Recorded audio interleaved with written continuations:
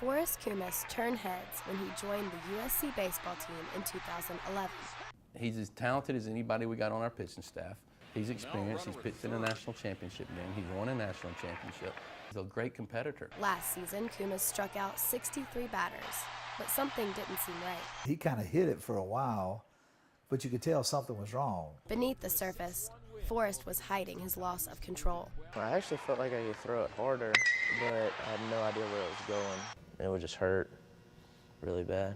Bad enough to finally speak up. USC baseball trainer Brainerd Cooper knew something was up, and x-rays would confirm his suspicion. But it didn't crack all the way through the bone.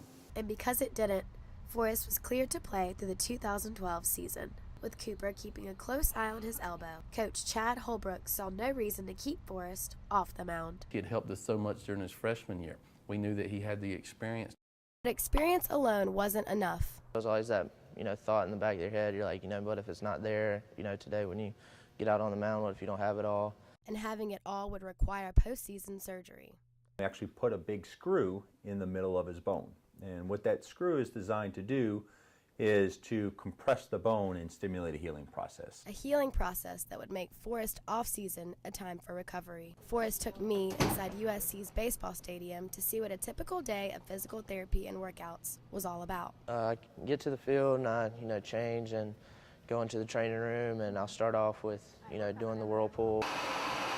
If the weather's bad, like if it's really cold, it'll stiffen up faster, and then we'll go downstairs to the field and practice, and then throw, and then I'll go work out, and I'll do the exercises after I work out. Forrest's accelerated rehab program is on track and almost complete, just in time for the 2013 season. This is his last year of college ball, and looking back, he says it's a funny story of how his pitching career actually began. Back at home, Forrest is more than a baseball headline. Locals say he's a Lugoff legend. His career began right here, but not on the pitcher's mound. Forrest actually started playing baseball from behind home plate. We always thought he'd be a catcher. Forrest had played catcher ever since he was 7 years old. But 5 years later, Forrest's dad, Mark Koumas, discovered his son's talent when an injury led him to try out pitching for the first time. 2-year span, all of a sudden he's this pitcher that nobody wants to face. At 15, Forrest committed to the University of South Carolina. 6 years later, Coach Holbrook says Forrest has proven to be a key player. But coming off an injury, his dad worries things may be a little different this year.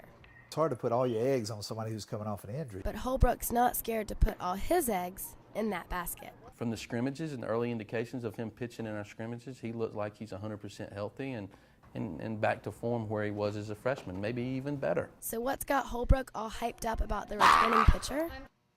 He's throwing new heat. Instead of coming out straight, I'm coming out down, like hand motion-wise. Instead of here, it's here. I feel great now, so that confidence that it's not going to give out on me is really reassuring. I feel really good about where Forrest Koumas is right now. He means a great deal to our pitching staff. He means a great deal to our team. And if we get in that ballpark back-to-back national titles of trying to win a national championship again, one of the reasons will be because Forrest Koumas had a good year. I'm certainly convinced of that. Will the Gamecocks return to Omaha? That question remains. But one thing is certain. Forrest Koumas is back.